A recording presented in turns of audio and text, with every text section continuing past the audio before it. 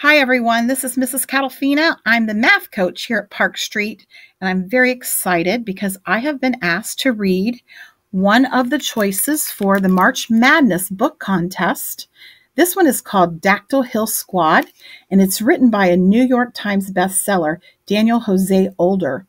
When I look at a book, I have to be honest, sometimes it's nice. I know I love math and all, but sometimes it's nice to escape the real world, forget about math, and just go into a good book and read it. So I'm excited to get to bring this book to you today. And often when I start to read a new book, I like to take a look at the cover closely. And when I look at that, I start to think about what the book might be about. I see things, I know there's a little bit of a glare, but I see some children, and looks like they're either running away from or holding on to some different dinosaurs. And when I see that word dactyl, that reminds me of types of dinosaurs that I've learned about in the past. So I'm interested to see what this book is about. Before I read a book, I will often look on the inside cover to look for a synopsis. So if you don't mind, I'm going to read that to you. I like to read that because that sometimes lets me know whether or not it might be a book that I'm interested in. It kind of gives me an idea of what the whole book might be about. So it says, in 1863, the dinosaurs roam the streets of New York as the Civil War rages between raptor-mounted armies down south. Magdalus Roca and her friends from the Colored Orphan Asylum are on a field trip when the draft riots break out, and a number of their fellow orphans are kidnapped by an evil magistrate, Richard Riker.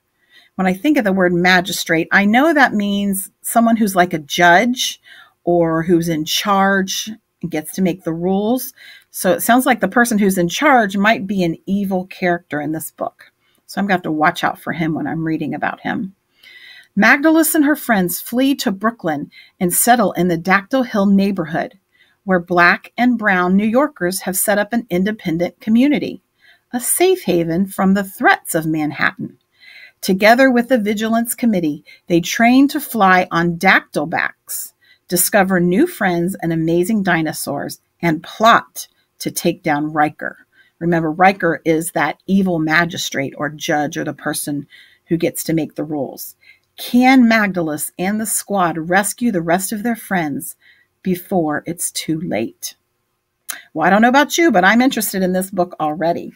Also, when I look, I see there is like a map. So as I'm reading the story, and if I ever get confused, I can come back to this inside front cover and I can maybe look at what's happening and find it on the map, which should be a good reference for me. So I'm going to read the first chapter to everybody. And the book is divided into 3 sections. Sorry, I'm not very good with the camera. Part 1 is called The Raptor Claw, which already has me interested. And there's a nice picture here on part 1. It looks like I see a dinosaur and a wagon with some kids on it and a girl kind of like running. Looks to me like she's running and trying to catch up to that. It looks like the kids are reaching out to grab onto her. I wonder if she's trying to catch up to them to go somewhere. So here we go. Chapter 1. Out the door and away. Margaret! Magdalus Roca sat on her bed in the girls' bunk at the Colored Orphan Asylum and closed her eyes. Her day satchel was packed, her uniform was on, shoes buckled, and she'd wrestled her hair into a tight bun the way the matrons insisted she do. The Triceratops wagon was leaving any second for the theater, and the theater was just about the best place as far as Magdalus was concerned. But, Margaret Rochford, come here this instant. She had sworn to herself that she wouldn't answer to that name anymore.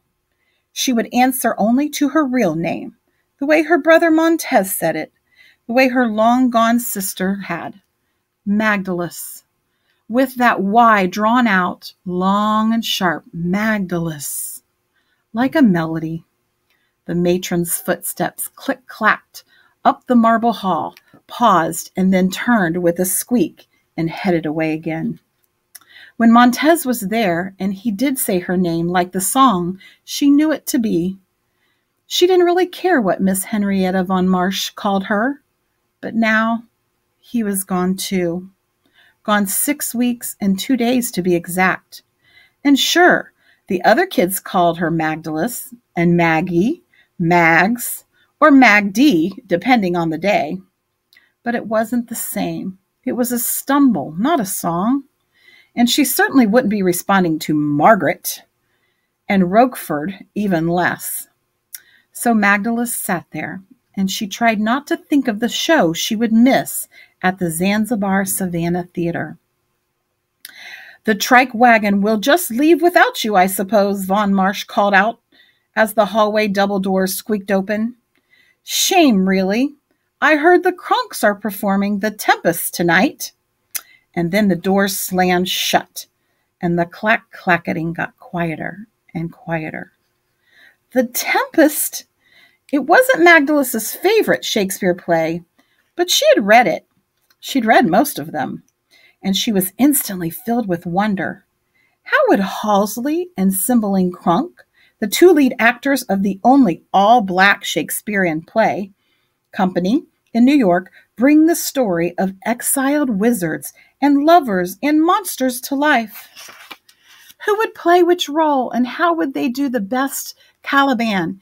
And what kind of stage dinos would they use? And how would the rowdy crowd react? Dang it, Magdalus thought, jumping to her feet, grabbing her satchel.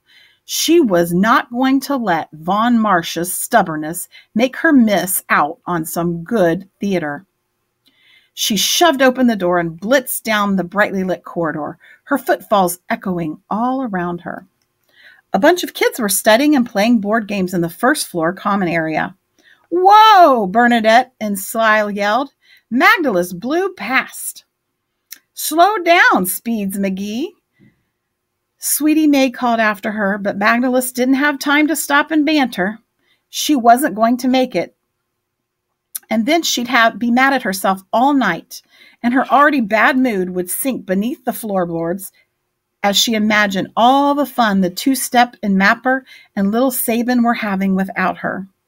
"Careful now," Mr. Calloway called when Magdalus slammed open the front doors and rocketed down the big, fancy staircase. "I just mopped."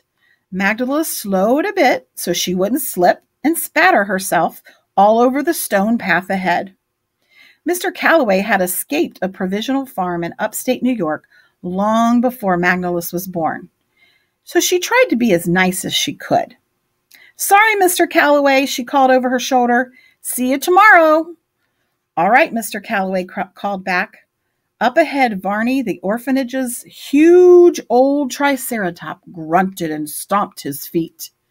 Great big folds of flesh hung down from his massive belly and dangled in dollops, each along his 4 thick legs. The 2 horns poking out from his forehead were dull, and his sleepy eyes had bags under them. But Varney still managed to make the supply runs twice a week and take the kids on field trips to the theater every now and then. In the orphanage's library tattered edition of the Field Guide to North American Dinos, Petros and other assorted Sauria, which everyone just called the Dino Guide, Dr. Barlow Sloane described Triceratopses as noble and docile, who wanted nothing more than to sit around chewing on grass and leaves all day, but were perfectly willing to ride into battle and march for weeks on end if called upon to do so by their masters. So now I think about this, I'm going to go back to that picture and show you that picture again. I bet that's Varney, and I bet those are the kids in the wagon. And I'm thinking that might be Magdalus trying to run to catch up because she changed her mind. She didn't want to miss the theater. Magdalus always wished she could spend more time with Varney. Dinosaurs were much better than humans, mostly. They didn't make up names for you or judge you for how you wore your hair. They just lumbered around, eating and pooping and carrying people places. But it was only a few years ago that New York had passed a law granting black citizens the right to dino ride, and white people in Manhattan still bristled and